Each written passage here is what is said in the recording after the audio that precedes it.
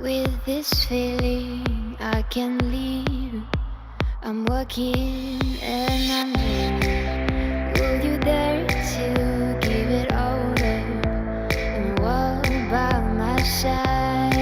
Do you see the road? Do you hear? Good morning, everybody. It is Thursday, the 30th of June, and you're on the State of the Nation. I'm Jason Bainbridge, your host, and today we are doing a update on a stand-up for fuel prices nationwide. And today I'm talking with Levi Wulf. Good morning, Levi Wulf. How are you today, sir? I'm good, Jason. How are you, mate? I'm very good. I like your new sound quality. It sounds very nice. Yeah, thanks, mate. I've got a nice little MIDI mixer here that I've cracked out of the cupboard.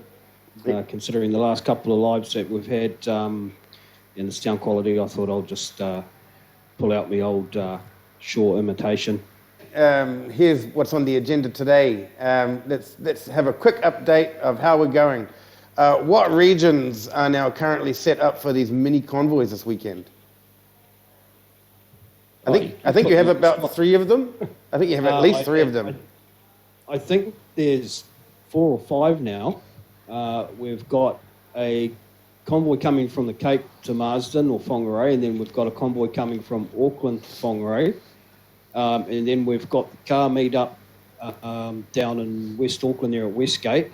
And then I believe there are another couple.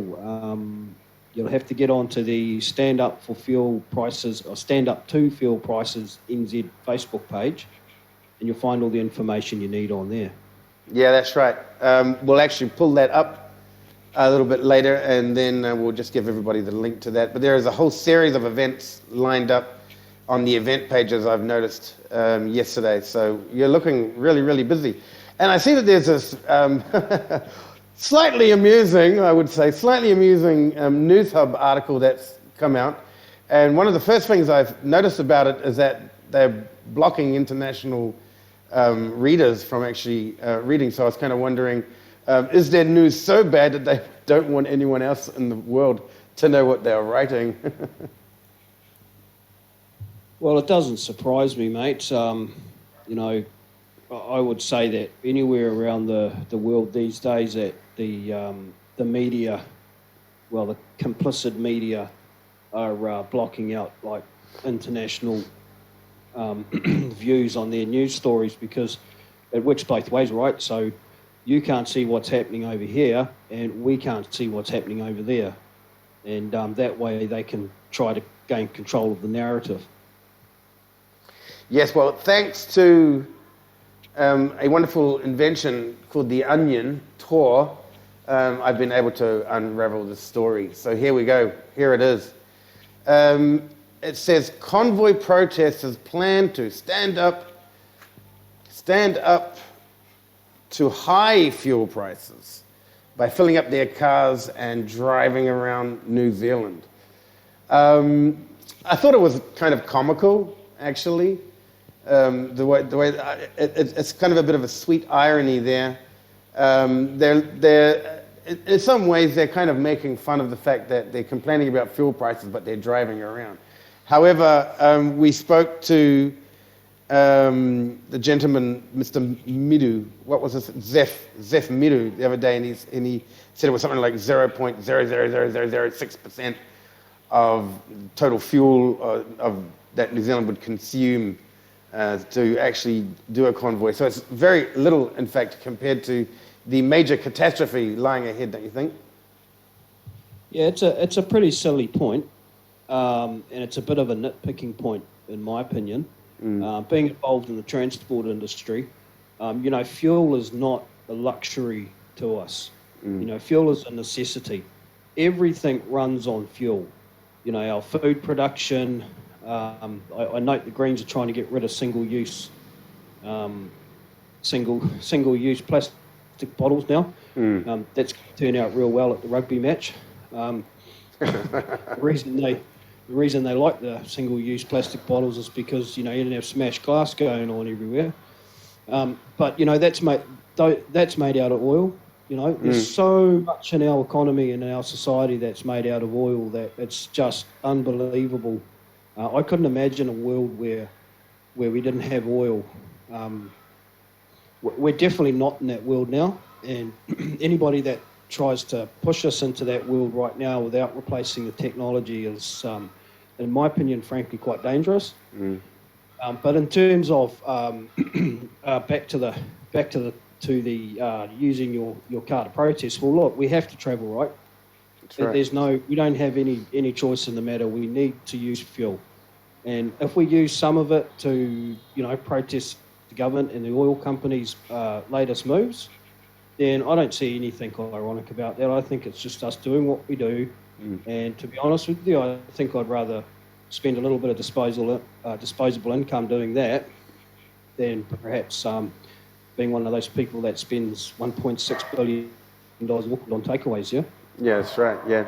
I was reading an article yesterday, there was some fair going on, and people who were driving electric vehicles were being charged £80 a head and £80 an hour to charge their vehicle, which was like horrendous, really. I mean, why not just get into a gas-powered vehicle and just park it up and forget it, and then come back and come back later after having a good day, and you don't have an £80. Well, if you're out there for 3 or 4 hours, it's like 360 pounds, which is ridiculous.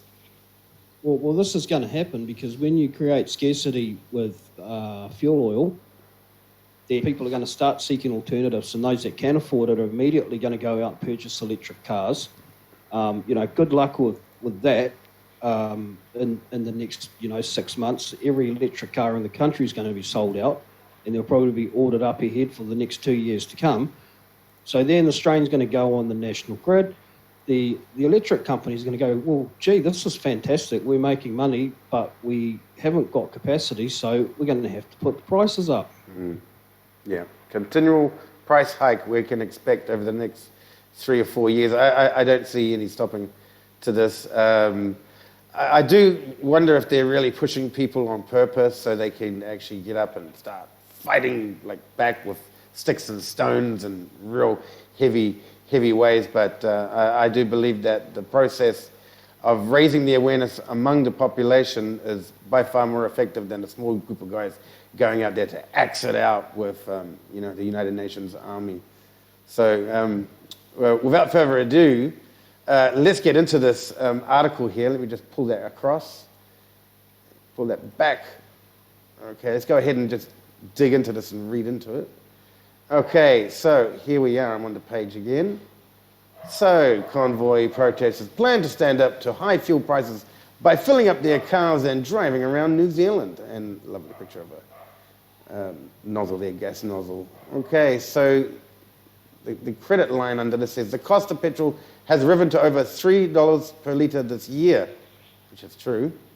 And convoy protesters, let me highlight that. Convoy protesters have planned to stand up to the soaring fuel prices by filling up their cars and driving around New Zealand this weekend. Okay, now, convoy protesters, that's why they call it a convoy, because it's full of gas-guzzling vehicles,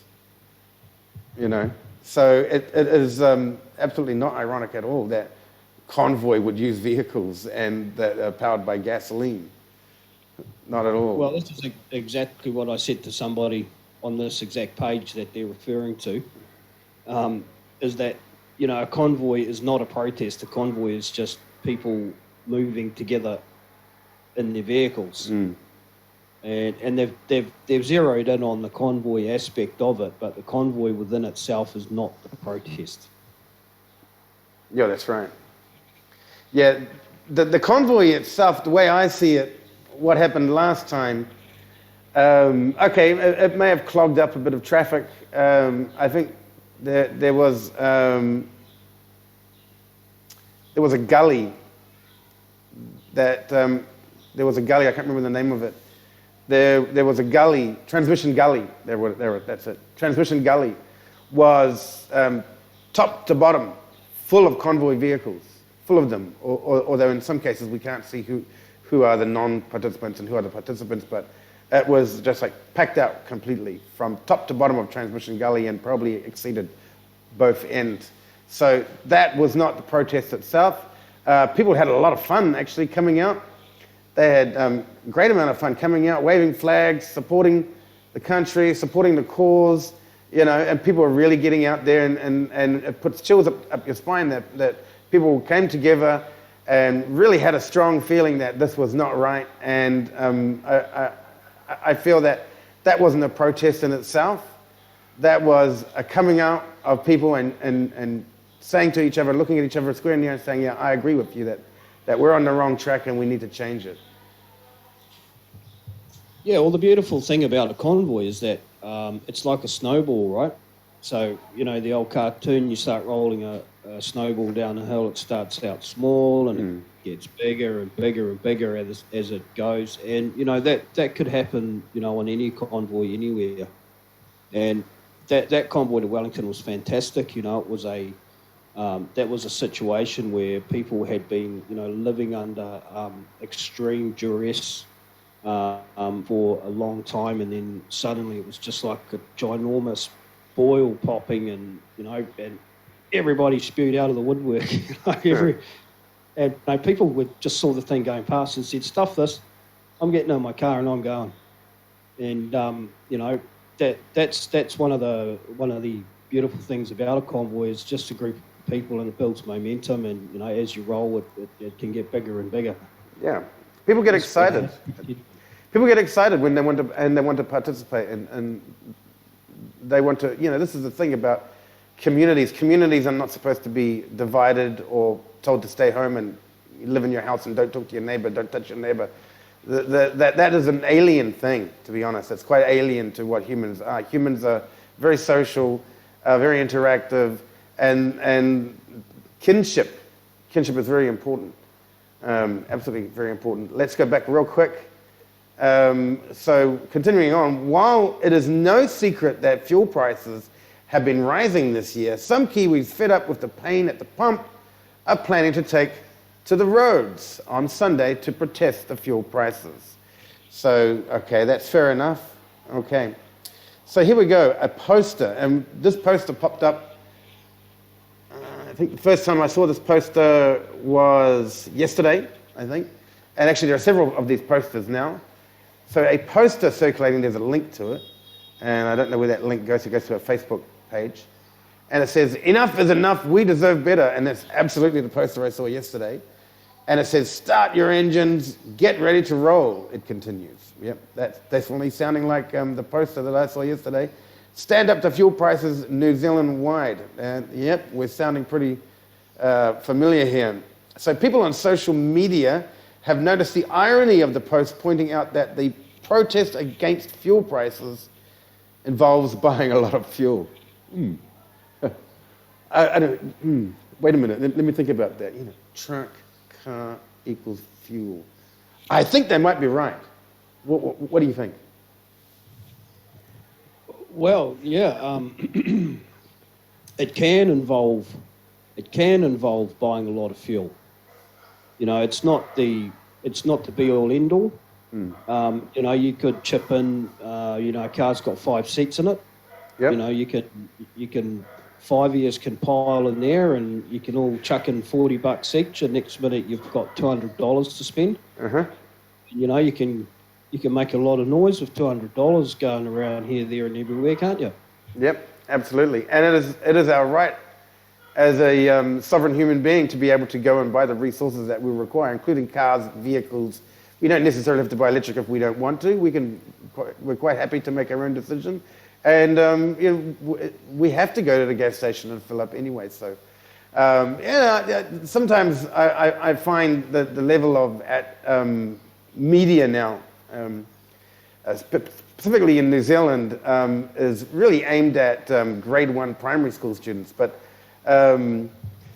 let's get back onto track. Let me get us back onto track. Go ahead. Can I just in there, Jason, and just say that what this particular thread is aimed at, it's aimed at people that still believe that this has something to do with money.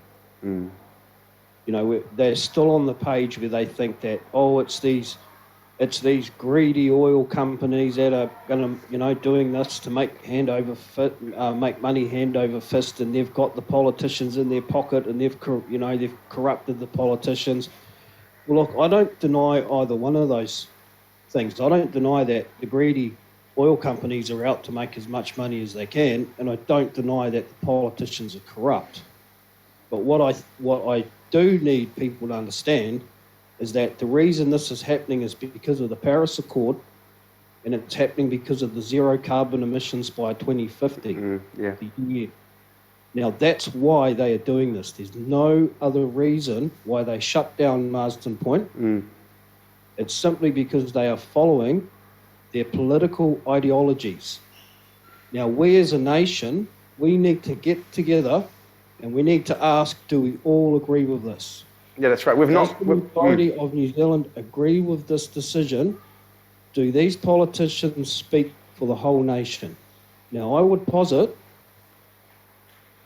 that they do not. Yeah, absolutely. There's absolutely no way that they can represent all of us.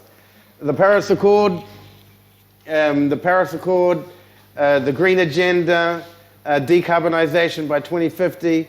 I mean, it's all part of the Great Reset. I mean, it's so obvious. I mean, the WEF, they actually clearly lay it out. It's so amazing that, I guess what we would call common citizens, they consider themselves citizens, but they don't understand their right as sovereigns. They can't even just click on a link and go to the WEF page and actually, or even the United Nations page, and even actually look at this information. It's like literally on their own websites about all of this. So again, yesterday I was saying to a guy, you don't need to be very prophetic to understand the game plan. All you need to do is go online, and if someone poses a question like, we're going to decarbonize and they're going to stop oil, instead of shouting out, conspiracy, well, how about just going onto the website, click on it, the WEF talk about it, the United Nations talk about it, just click on it and read the articles, and then you'll realize, oh, this is an agenda. It is not a wild conspiracy theory. So that's my 2 cents in it. Anyway, I digress. I digress. Let's get back into this next portion here. Transition that over. Protesting rising fuel prices by driving. Okay. Protesting rising fuel prices by driving is possibly the silliest thing I've heard. One person said, can't afford the petrol. Another person commented. Where are they getting the comments? Where do you think they're getting? Are they harvesting these comments from Facebook? What do you think? Absolutely, mate. That's exactly where they're getting them from, and that's the state of New Zealand journalism today. Is they will actually do a news story and go, "Gee, look at what so and so said on Facebook today." Oh my gosh! Yeah, it's like our entire. I remember when you watch the news. Let me get back to that.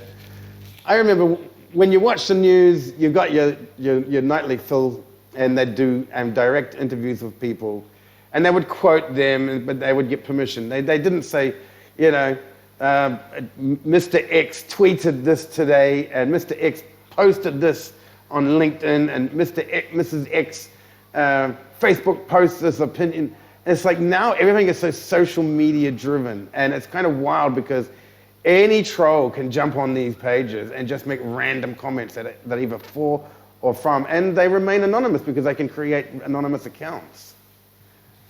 Yeah. Well, it is utterly unacceptable.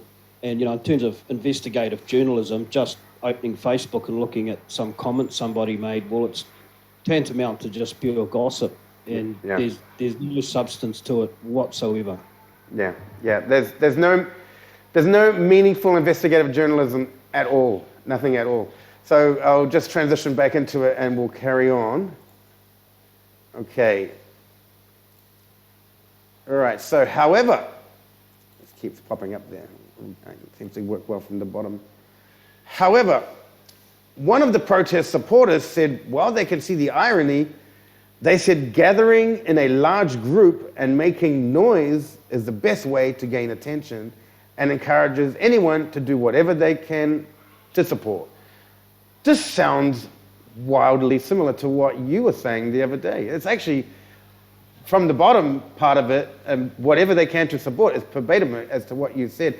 And I haven't seen any other videos around talking about this stuff.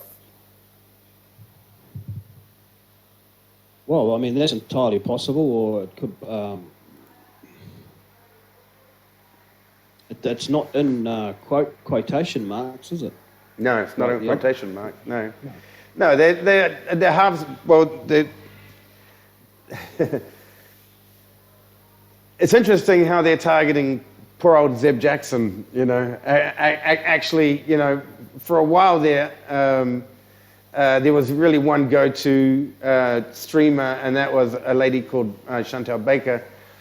And then Zeb Jackson came on the scene, and she started covering things that Chantel wasn't. So it was quite nice. And so I started watching Zeb's live, and she really goes like the full boil. She goes for hours, like literally sometimes. She has to turn it on and off, but she will stream for hours. And she's absolutely not a conspiracy theorist at all. She's just showing people what is going on and talking to people and interviewing people. So now they're having a crack at poor old Zeb Jackson. But anyway, Zeb, if you're listening to this, I still love your live streams. Have you met Zeb Jackson at all? Yeah, I have actually. I ran into her up at Diggin in Marsden when it initially kicked off. We were up there for a bit, and yeah, we met her up there. Okay, so I'm going to scroll back. This is what they transition into. Usually, I'm not really interested in media. I just find this slightly funny, amusing, to read the article and to hear the claims that News Hub, is it? News Hub has made. This is the reason why I don't actually read the news, especially stuff.co. I just cannot stomach it. I'd much rather talk to real people and look at real streams and get the real information instead of a watered-down version of what's going on. Let's go over to that one. Oh, that was you. Okay, so it appears the protest has some crossover with anti-mandate crowd after a link to the protest was shared by Zeb Jackson Live, who are, according to the New Zealand Herald, live streamed her confrontation with former All Black Eric Rush over not wearing a mask at a supermarket. Okay, so these are some really astounding statements here. So because Zeb Jackson was doing live streams at, and actually she came in quite late, probably a good week into it, actually. She probably only came in I remember Zeb turned up on the scene. I don't know if she was popular before that, but I remember during the Bollard incident, that's when she met up with Chantel, and I saw them cross over, and they were talking to each other on both live streams. So I crossed over to Zeb, and I've been following her ever since. Also, recently I've been busy. I haven't had a good listen, but so Zeb Jackson Live, plus she appeared to cover the anti-mandate, but it doesn't say that she covered the Unite. She's been covering other things like Three Waters. She's been covering.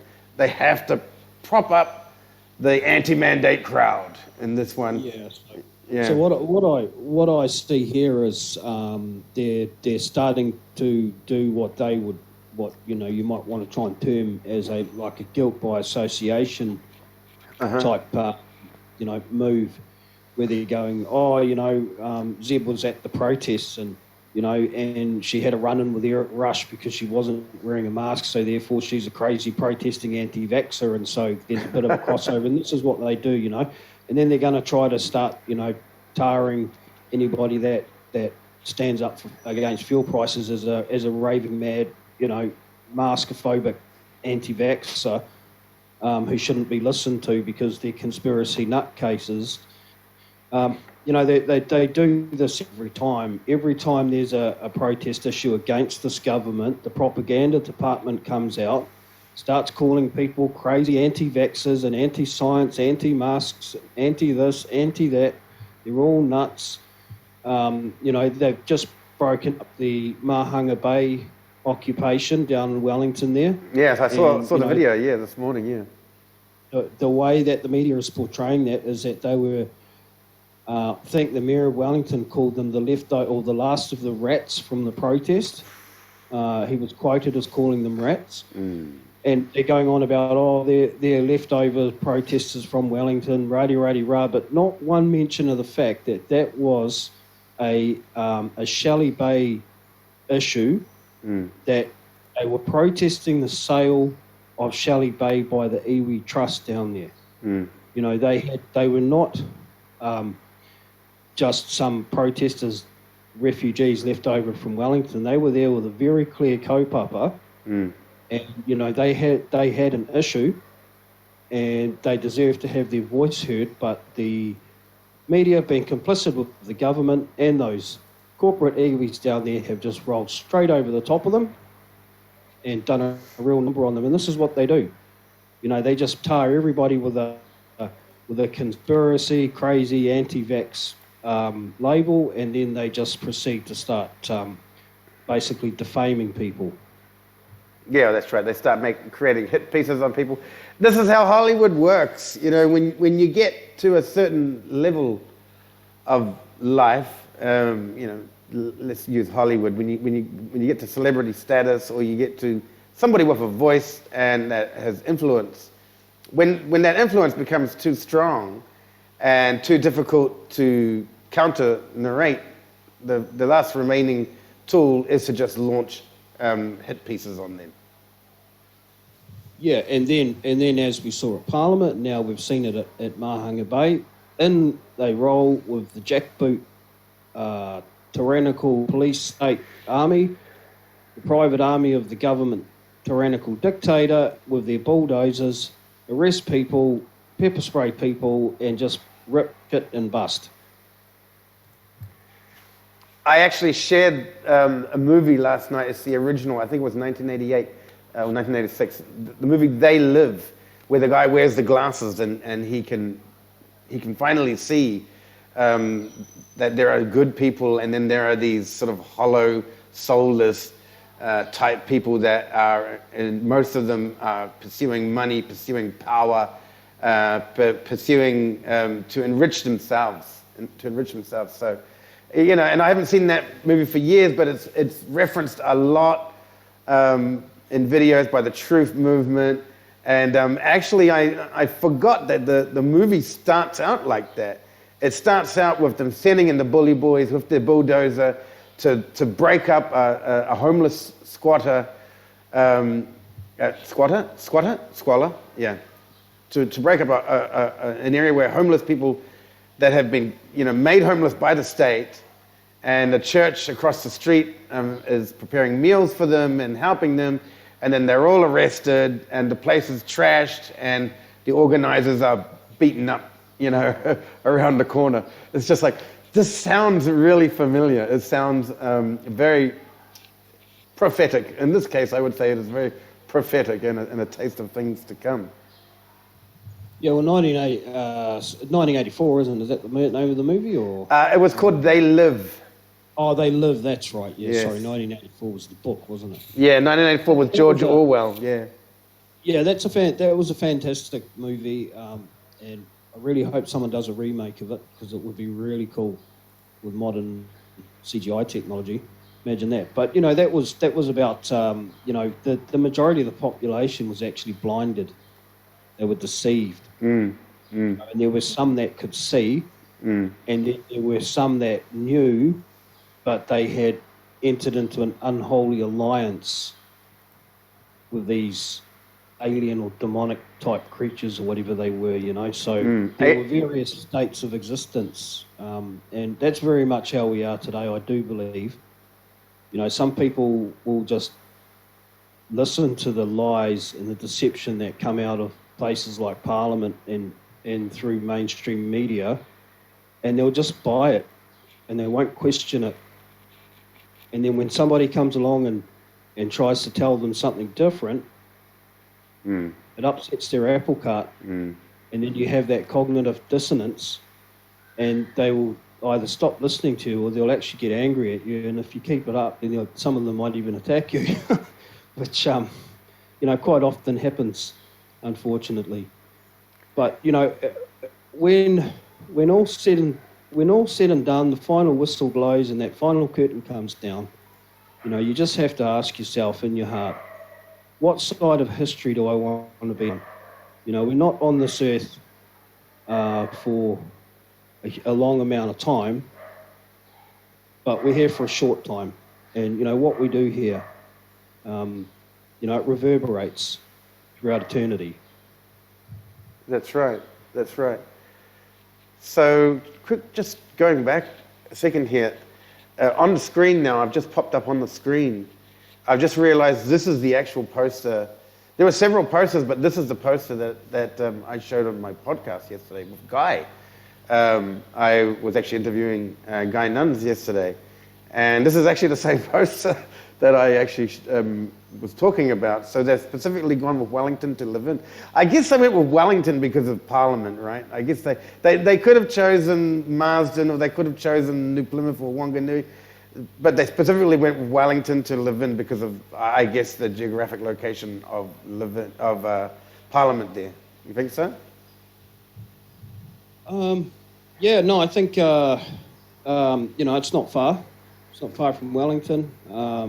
This is you're talking about Levin as a destination, yeah? Yeah, Guy Nuns is, just quickly do this. Guy Nuns is setting up, he's cooperating with your group. Maybe you're not actually involved with him personally, but someone in your group, whoever's setting this up, is cooperating with him, and he's leading a charge out to Levin to give a presentation at the Firebird Cafe. And this is the poster that's in this article, is the poster that I was actually showed on the website, I showed on the podcast yesterday. So they're specifically going after Wellington, because I generally believe it's probably just the general location of Parliament. Yeah, well, the Firebird Cafe is, it's not that far a drive from Wellington, and it's the proprietors there have been, right throughout this whole mess for the last, few years, have been, big supporters of anti-discrimination and the freedom movement, so it's a prime, perfect destination, and it gives people a short convoy to stop at a few petrol stations or whatnot along the way and make a bit of noise, and then head down to the cafe for a coffee and some food, and listen to some speakers. Yes. And, now that his article's been shared by News Hub, they might even have some hecklers. So if you're listening, Guy, you're not famous until you get heckled, mate. Yeah. Well, I mean, if they were planning on, see, this is the double-edged sword when they start making hit pieces on people, is they actually are raising more awareness. Because it works both ways, doesn't it? I mean, they're trying to do a hit piece on us, but at the same time they're actually advertising. So it's the old adage, isn't it, that all news is good news, right? Yeah, all news is good news. Any publicity is good publicity. Absolutely. Yeah. Let's go and have a look and see if we can polish this out. We've already hit 34 minutes, so let's just go through and finish it up. Okay, so the price of petrol has shot up this year, with the cost at the pump well inflated compared to this time last year. You're talking about these guys a lot, the MBIE. According to the Ministry of Business, Innovation and Employment, MBIE, the average national fuel price for 91 octane as of June 17 was $3.05. That's astounding, mate. A nearly 39, whopping 39. They should have actually replaced nearly with whopping 39% increase from June 18 last year. That's horrendous. And they complain, and they complain that people are complaining about it. That's ridiculous. Anyway, I digress. Let's continue on. But reducing the price of petrol isn't as easy as it sounds. Half-baked logic comes in. About half of what you pay for, petrol comes from taxes. What you pay for petrol comes from taxes, which primarily go towards transport infrastructure. So removing the tax would essentially be funding a cut. Now, we were talking about this. Actually, I don't know if we were talking about this in an interview, but you, Daniel, and I were actually probably prior to an interview that we've done. We're actually talking about the taxes. It'll be in the taxes. Their income will be in the taxes. So, and I do believe that Zeph actually brought this up as well about taxes, that what you read and what is the reality is not the same. So they're milking it off taxes. And I guess it's the same thing with something like cigarettes, but that's beside the point. So carrying, yeah, go ahead. So they're saying here, so they're saying it's a 39% increase from June 18 last year. Now that's a load of nonsense, because then you go further down. I'll finish the last paragraph for you, or the second to last one. It says the government has implemented a 25 cents per litre reduction in fuel excise duty until August. But once that is over, the pain at the pump could get a lot worse. So, actual fact, this is more deception, and I believe this comes from this is specifically targeted to take people's eyes off Marsden. It was targeted to take their eyes off it when they started to close it, because if you put that 25 cents back on, then you're looking at $3.30 a litre. So the real price of 91 right now is $3.30 per litre. Yes. So that's the average national fuel price. And if you live in Auckland, I can tell you right now that that's $3.40 per litre. Oy, oy. So by leaving that excise tax out of the equation when they make that, and they say, oh, it's gone up 39%, that's gone up more than 39%. It's just that tax is on hold. That tax is still there. That tax is viable, and it's coming back on in August 15th, I think. It'll be back with a vengeance. It'll be back with a vengeance indeed. And lastly, on the last line there, and I was going to ask you about this, the police and the protest organizers have been contacted for comment. The protest organizer. I wonder who I've been speaking to over the past few weeks. Have they contacted you, or what's the story with that one? Well, they haven't contacted me, and they haven't contacted anybody I know of from Good Oil or Camp Sour or anybody else in the Stand Up to Fuel New Zealand administration team. The phone number that's on the poster that they have shared is 0800 NZ for Good Oil, so they should have called that if they were going to contact somebody, but the people on the end of the 0800 number haven't heard anything from News Hub. All right. News Hub. Take a look at the poster again. News Hub. Writer. Does it say who wrote this? I don't know. They're not very qualified to write anything these days. I've had New Zealand Herald and I think even Stuff try to contact me. I just ignore them. I don't want to talk to... Molly Swift. Molly Swift. Okay. Madam Molly Swift, lay off the Molly. Okay, Madam Molly Swift. There is an 0800 number there, which is free, so you don't have to charge it back to News Hub there. Give the number a call for real comments.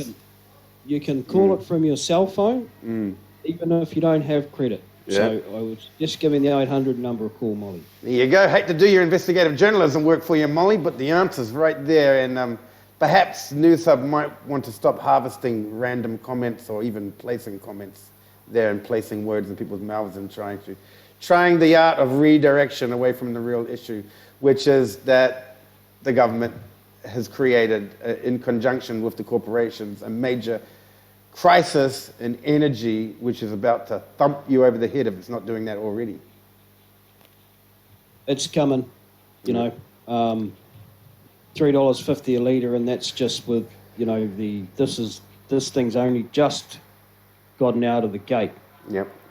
We're talking, we're less than 2 months into this, aren't we? Yes. April 1st. We're around 2 months into it. We haven't even hit the first quarter. Yep. And already petrol has just skyrocketed. I can't see it coming down in the near future, to be honest with you. No. They plan to run this for quite some time. So thank you very much, Mr. Levi. Thank you for that reaction to the news story. I think that we're doing actual journalism at this very point in time right now. So it might be a good example for News Hub and people like Stuff to actually go ahead and call that number. Call that number. That's 0800 NZ number 4 oil. Okay, so, and let's just help her out here by transitioning that back and highlighting that for her. Where is that number? There it is, right there. Okay, 0800 NZ for oil. Miss Molly Swift, you want to give that number a call? Talk to one of the guys on the line, and you'll find out all you need to know about what is happening in this weekend's State of the Nation. Thank you very much, Levi, Wulf. I'm Jason Bainbridge, your host on State of the Nation. We've had a bit of a laugh today. Ka kite anō, stay out of trouble, New Zealanders. Keep on trucking, convoyers, and have a great weekend. We'll be back tomorrow with another special State of the Nation.